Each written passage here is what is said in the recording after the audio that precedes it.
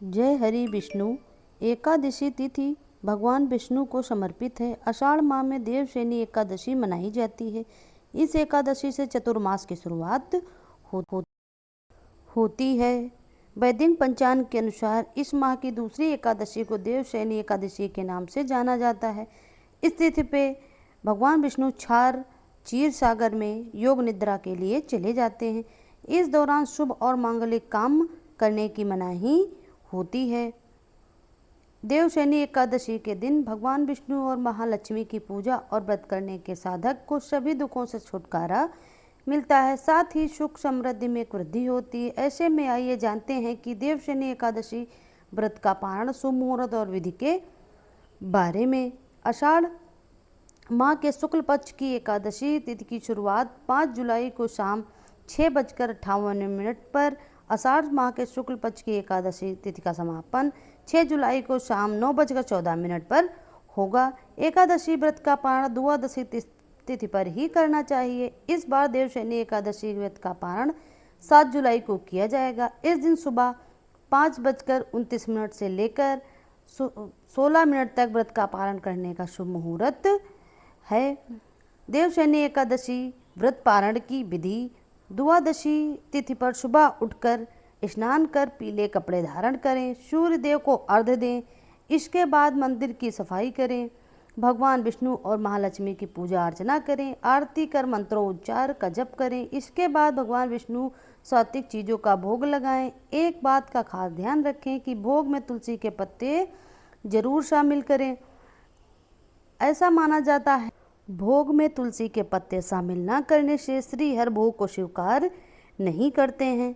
सनातन धर्म में देवशयनी एकादशी के दिन दान करने का विशेष महत्व बताया गया है। ऐसे में देवशयनी एकादशी के दिन पूजा करने के बाद कपड़े, धन और अन्न समेत आदि चीज़ों का दान करें। धार्मिक मान्यताओं के अनुसार इन चीज़ों का दान करने से धन के योग बनते हैं और माँ लक्ष्मी सभी मुरादें पूरी करती हैं। देवशयनी एकादशी व्रत कथा। देवशयनी एकादशी को पौराणिक कथा के अनुसार असुरों के राजा बाली ने तीनों लोक पर अधिकार कर लिया था।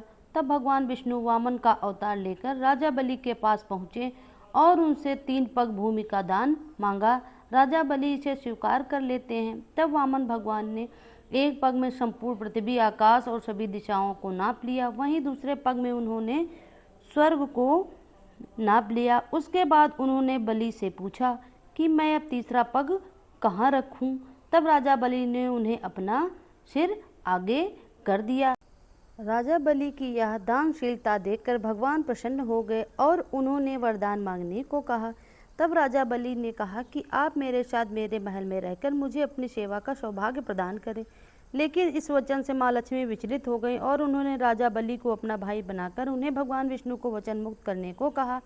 तब भगवान विष्णु ने कहा वह 4 माह के लिए पाताल लोक में शयन करेंगे और इन 4 महीनों के लिए पूरे जगत के संचालन की जिम्मेदारी भगवान शिव को सौंपी। इसलिए यह माना जाता है कि चतुर्मास के दौरान सृष्टि का संचालन भगवान शिव के द्वारा किया जाता है।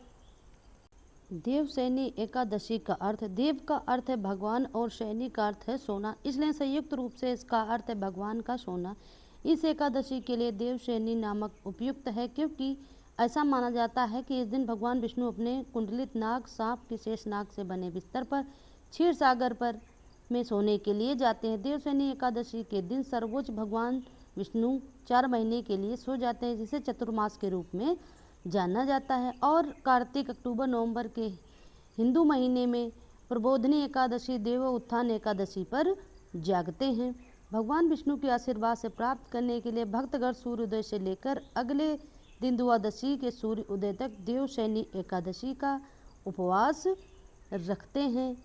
देवशयनी 11 एकादशी हमेशा प्रसिद्ध पुरी जगन्नाथ रथ यात्रा के बाद आती है, जो पूरी उड़ीसा में प्रभु जगन्नाथ भगवान विष्णु का रूप ही है। कि दोस्तों, चैनल को सब्सक्राइब करके वीडियो को लाइक ज़रूर कर दें, जिससे आने वाले सभी वीडियो को आप सभी तक सबसे पहले पहुँचे। और कमेंट में जय हरि विष्णु लिखना मत भूलिए। जय हरि विष्णु।